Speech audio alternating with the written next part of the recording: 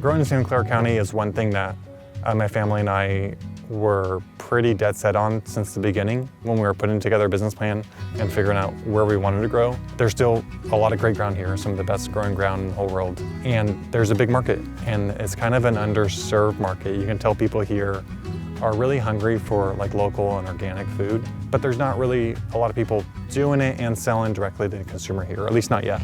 And I think you're seeing more and more of that on really small scale, and you're seeing it on big scale and medium scale like what we're doing. And it's all important in order to get people aware of what's going on and to be more sustainable as a ag county. I think one thing about farming that most people don't understand, though, is it benefits everyone, not just the farmer. Just the fact that the space is open, that the water gets recharged from the rain, that we have, wildlife corridors. To imagine it just paved over is something that I think nobody would like to think about or see. But it takes quite a bit of effort to make sure that it doesn't get paved over and that it maintains its open space character or a working land type of character. Santa Clara County does have about 2/3 of its size in rangeland, where we have a lot of cattle ranchers, and they play an important role in agriculture too, and they're often not mentioned. So the way they steward their land and maintain open space, and then also help prevent fire or fuel from getting built up, they play an important role here in Santa Clara County. Beef is taking a natural resource, grass or weeds, that would otherwise just grow up, die, and then probably burn up in a fire or not get utilized.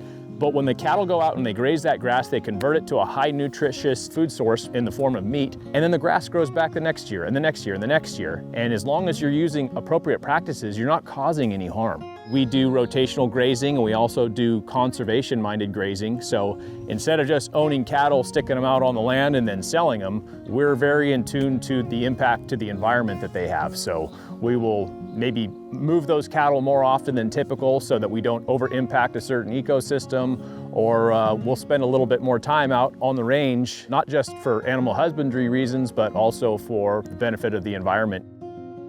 Sustainable agriculture is a broad term. Basically what it means is a system where when you're farming, you are using inputs in the soil that make the soil more healthy.